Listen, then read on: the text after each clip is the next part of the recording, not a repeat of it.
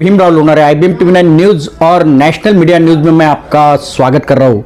इस वक्त मैं कामठी नगर परिषद इस परिसर में हूँ और यहाँ पर चुनाव का माहौल शुरू है नगराध्यक्ष के लिए।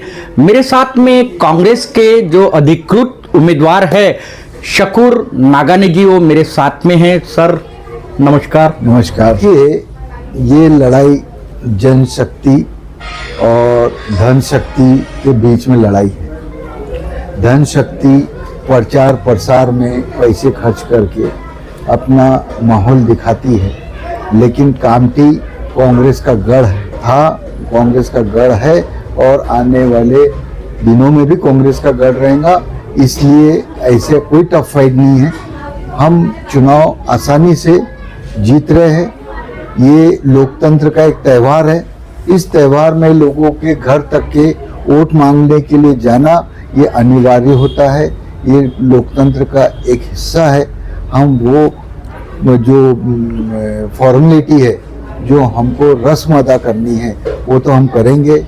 और हम बड़े अच्छे तरीके से कामठी की जनता नगर पालिका मतदार क्षेत्र में मतदार संघ में पूरी तरीके से कांग्रेस के साथ है और कांग्रेस कामठी के मतदाताओं का विश्वास बनाने में कामयाब रही है। पूर्व नगराध्यक्ष है, उन्होंने अभी घड़ी का हाथ थाम लिया है। देखिए, विभाजन हो रहा है। देखिए, वो उनकी मजबूरी है।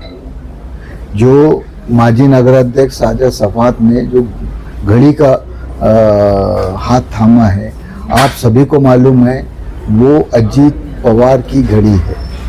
राष्ट्रवादी कांग्रेस पार्टी अजीत पवार गठ जो बीजेपी की बी टीम है, बीजेपी के एनडीए में वो हिस्सा है, उसकी तरफ से वो उम्मीदवार बने हैं। भारतीय जनता पार्टी को अच्छे से पता है कि कामठी में वो किसी भी तरीके से अगर से अकेले चुनाव लड़ती है, वोटों का बंटवारा नहीं करती है, तो नगराध्यक्ष आना तो बहुत दूर की बात है। कामठी नगर पालिका क्षेत्र में मैं दावा करता हूं कि एक भी सीट उनकी चुन के नहीं आ सकती नगर सेवक की 34 में से। इसलिए उन्होंने अपना नगराध्यक्ष बिठाने के लिए, अपने चुनाव को अपने कलर लाने के लिए, उन्होंने अलग अलग पार्टी को अपने ही एक ही बीजेपी के सेंट्रल ऑफिस से वो एबी फॉर्म बांटकर, लोकमत ने तो इसका खुलासा किया है कि अजीत पवार ने बावनकुड़े की नगर पालिका को जिताने के लिए कोशिश की है। उन्होंने साजा सफात को राष्ट्रवादी कांग्रेस पार्टी का कामठी का नगराध्यक्ष का उम्मीदवार बनाया। तो सीधा सीधा हमको ये दिख रहा है कि हमारे वोटों को, जो हमारे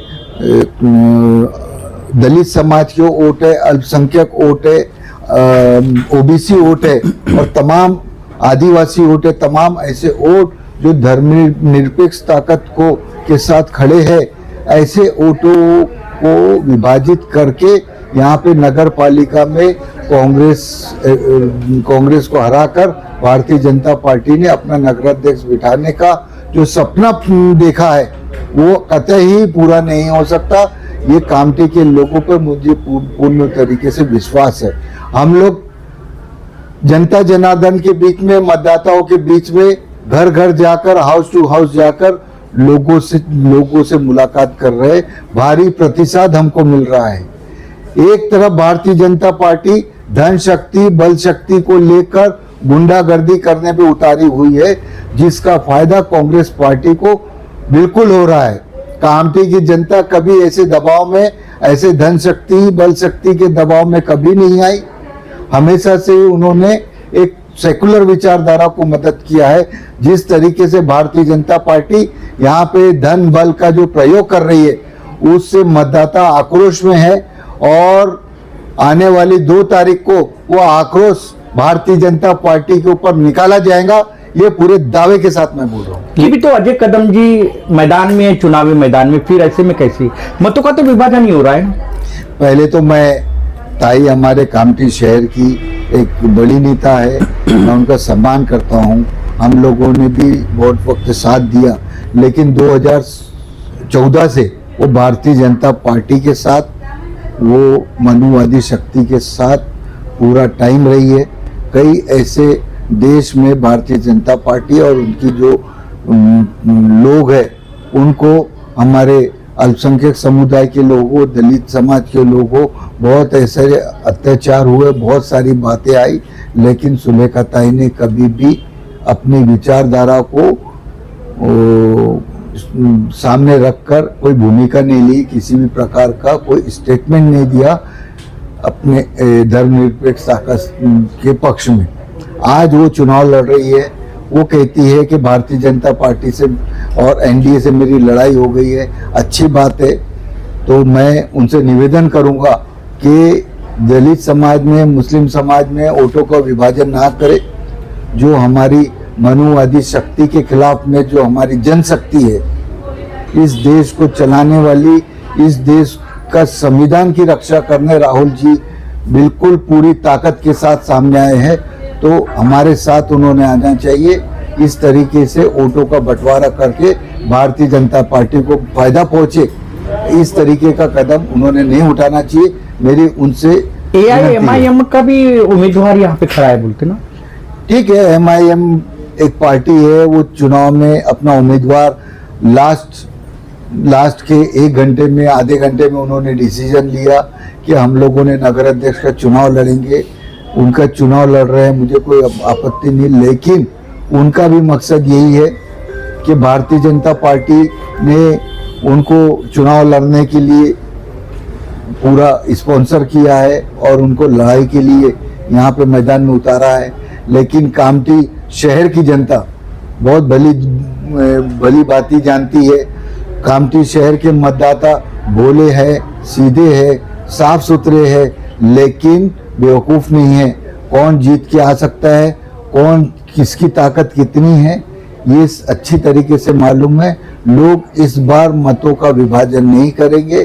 पिछले बार विधानसभा चुनाव में हमने देखा 10-10, 20-20 कैंडिडेट को वोटों का बंटवारा करने के लिए करोड़ों रुपए देकर भारतीय जनता पार्टी ने जो एक नकारात्मक राजनीति करके लोगों में जो आक्रोश पैदा कर दिया था, आज भारतीय जनता पार्टी के इस नियोजन से, नकारात्मक नियोजन से फिर लोग एक बार नाराज है और भारतीय जनता पार्टी को नकार दिया है और कांग्रेस को फिर से यहाँ पे बहुमत से चुन के देंगे, इतना हमें पूरा विश्वास है। यहाँ देखा जा रहा है सबसे ज्यादा जो है मतदाता बुनकर समाज के बहुत ज्यादा है जी।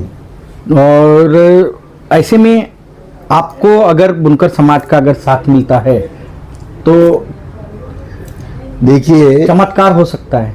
सभी समाज हमारे साथ है। बुनकर समाज हमारे क्या नाम है इसका, हमारा बुनकरों की समस्याएं जब भी रही, हम लोगों ने मिलजुल कर उनकी जो भी लड़ाई है साथ में लड़ी है। किसी भी प्रकार का मनभेद कुछ भी नहीं है। हम लोग सब साथ में हैं। सारे लोग, हम लोग कांग्रेस को जिताने के लिए आज हम लोग कोशिश कर रहे हैं। मैं नगर अध्यक्ष का उम्मीदवार हूँ। हम सब जनता के बीच में जा रहे हैं और जाते रहेंगे और लोगों का विश्वास हम जीते। यानी सीधी टक्कर जो है भाजपा से, अपनी सीधे टक्कर भाजपा से है, किसी भी प्रकार का कोई शंका की बात नहीं है।